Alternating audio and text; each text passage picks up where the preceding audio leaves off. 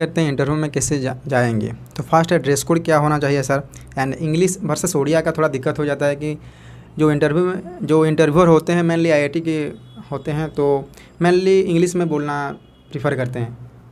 And उन लोग भी उड़ीसा के होते हैं, वो आईआईटी के प्रोफेसर होते हैं, लेकिन इंग्लिश ज़्यादा प्रीफर करते हैं। यदि हम कंपैरिजन करें इंग्लिश एंड उड़िया का, तो 95% एंड 5% का उड़िया होता है ओनली, एंड इंग्लिश 95% का होता है। तो इसके बारे में क्या ख्याल है। लेकिन हमारा जो एडवर्टाइजमेंट आता है, जो गाइडलाइन बताता है कि आप इंटरव्यू में उड़िया में बात कर सकते हैं, लेकिन उतना प्रीफरेबल नहीं देते हैं। देखो, ड्रेस कोड पहले जो बात है उसको फॉर्मल पहन के जाओ, ठीक है।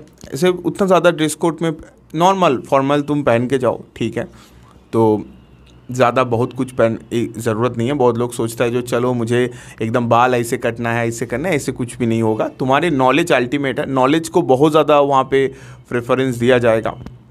और जो तुम इंग्लिश और उड़िया की जो बात करो, हाँ बहुत लोग चाहते हैं वहाँ पे, क्योंकि तुम एक कॉलेज में पढ़ाने वाले हो या स्कूल में पढ़ाने वाले हो, चाहते हैं जो कुछ हद तक इंग्लिश नॉलेज उसके पास रहे, ठीक है। बट कोशिश करना जो आंसर तुम करोगे, ठीक है, उसको बेसिक एकदम उतना ग्रामर मेंटेन करना ऐसे की ज़रूरत नहीं है। बेसिक जो सवाल है उसको इंग्लिश में दिया जाए, ठीक है। और उड़िया भी तुम उसके मिडिल में यूज़ कर सकते हो कुछ हद तक, मतलब ऐसे बहुत नहीं जो पूरा फ्लुएंटली इंग्लिश तुम, बहुत बच्चे नहीं बोल पाएगा मुझे पता है, तो उसमें दिक्कत नहीं है। बट तुम्हारे अगर नॉलेज तगड़ा है तो बहुत हद तक तुम्हें प्रेफरेंस मिल सकता है, मतलब अगर इंग्लिश तुम नहीं बोल पा रहे हो तो। बट उतना परेशान होने की कोई बात नहीं है, ऑप्शन रहेगा। और जो ड्रेस कोड तुम जैसे भी पहन के जाओ, तुम्हें पोलाइट रहना है, कूल रहना है, ये बहुत इंपॉर्टेंट है एग्ज़ाम हॉल में। क्योंकि इंटरव्यूअर जो है वो तुम्हें हमेशा कोशिश करेगा, जो तुम्हें कुछ पता नहीं है ऐसे मतलब तुम्हें हमेशा ऐसे क्वेश्चंस करेगा जो चलो तुम्हें कुछ पता नहीं है, इसको फील कराने के लिए, ठीक है। तो उसको ओवरकम करना है। बट बहुत सारे ऐसे इंटरव्यूअर भी होता है, बहुत अच्छे होता है, तुम्हें बहुत ज़्यादा हेल्प करेगा, जो चलो ये बताओ, अगर नहीं बता पाओगे तो फिर भी हेल्प करेगा। तो डिपेंड कर रहा है तुम्हारे सामने कौन बैठ रहा है, ठीक है। सभी किस्म की इंटरव्यूअर भी होता है, तो उतना परेशान नहीं है। पहले एग्ज़ाम क्रैक करो और ख़ुद को कूल रखो, ठीक है। जितना ज़्यादा खुद को शांत रखोगे और क्वेश्चन को ध्यान से सुनोगे और जितना पूछा गया उतना ही आंसर करोगे, ज़्यादा बताने की ज़रूरत नहीं है। जितना तुम्हें पूछा जा रहा है उतना ही आंसर करो। बहुत लोग ज़्यादा बोलने की कोशिश में ना फंस जाता है, ये बहुत बार होता है। ज़्यादा बोलना नहीं है, जितना बोला है उतना ही बोलो, ठीक है। और एक बात सबसे इम्पोर्टेंट है, गलत मत बोलो। अगर नहीं पता है चलो उसमें ही तुम बोल दो ये मुझे नहीं पता है। अगर नहीं पता है बोलोगे ना, चलो उसमें नेगेटिव पॉइंट नहीं आएगा। बट तुम कॉन्टिन्यूसली गलत बताते जा रहे हो, ये बहुत ख़राब इम्पैक्ट आती है। अगर ऐसे हो सकता है सभी बच्चों को सभी कुछ पता नहीं है तो नहीं है, तो नहीं है, ठीक है, वो भी तुम्हें हेल्प करेगा, ठीक है, उसमें दिक्कत नहीं है। बट अगर गलत बता रहे हो, तुमने 3-4 क्वेश्चन गलत बता दिया, बट उसमें तुम्हारा काफ़ी डिमेरिट होगा।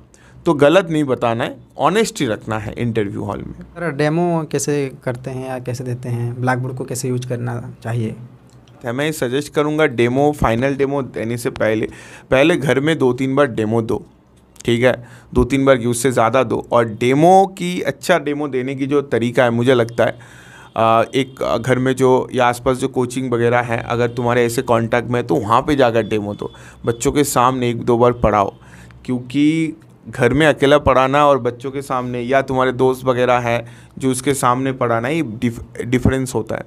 अकेला बहुत लोग डेमो प्रैक्टिस करके जाता है, बट सामने जब इंटरव्यूअर को देखते हैं ना, वो डर जाता है, और जो प्रिपेयर करके आए सब भूल गया है। तो जो बच्चा पढ़ाते हैं, ठीक है, तो उनको थोड़ा कॉन्फिडेंस है, जो ऑलरेडी टीचिंग कराता है। तो बट जो अभी टीचिंग उतने अच्छे से नहीं कराता है, तो मैं सजेस्ट करूँगा पहले इंटरव्यू के पहले जो डेमो है उसको पहले 3-4 बार दो। कुछ बच्चों के सामने 4-5 बच्चों को बिठाओ, उनको बोलो जो भी समझ नहीं आ रहा है मुझे बोलो, क्वेश्चन करो, ठीक है। जब तक वो समझ नहीं आ रहा है उसको अच्छे से क्लैरिफाई कर लो। जो उस बच्चों को अगर समझ नहीं आ रहा है तो इंटरव्यू भी तुम्हें वो क्वेश्चन कर सकता है। और जो भी टॉपिक तुम सिलेक्ट करो उसके ऊपर बहुत ही अच्छे से पढ़ के जाओ, ठीक है, क्योंकि वो बहुत अच्छे से तुम्हें उस टॉपिक के ऊपर क्वेश्चन पूछा जाएगा।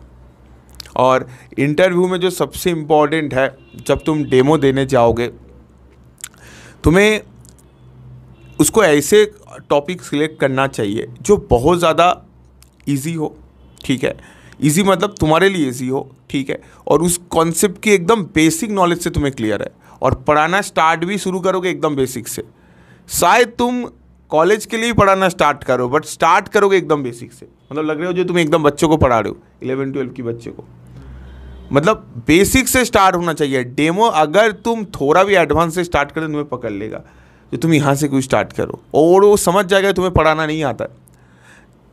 अगर हम लोग IIT के लिए भी पढ़ाते हैं, बट स्टार्टिंग एकदम बेसिक से करते हैं। तुम्हें जान लेना पड़ेगा उसको आता नहीं है कुछ, और बहुत ही बेसिक सा सवाल तुम्हें पूछा जाएगा। इतना बेसिक सवाल पूछा जाएगा ना, तुम खुद हड़बड़ी में मतलब गलत आंसर कर दोगे। तुम सोच भी नहीं सकते इतने आसान क्वेश्चन तुम्हें पूछ सकता है। कुछ केस में बच्चों की साइकोलॉजी रिलेटेड क्वेश्चन भी पूछ देता है, ठीक है। तो चलो इस बच्चा ऐसे कंडीशन में है तो तुम क्या करोगे, तो इस तरीके की जो B.Ed में पढ़ाया जाता है, ठीक है, चाइल्ड साइकोलॉजी, तो वहाँ पे भी कुछ हद तक ऐसे क्वेश्चन भी पूछा जा सकता है। वीडियो को भल लगे वीडियो को गोटे लाइक शेयर एंड सब्सक्राइब कर देवे। Thank you. जय जगन्नाथ।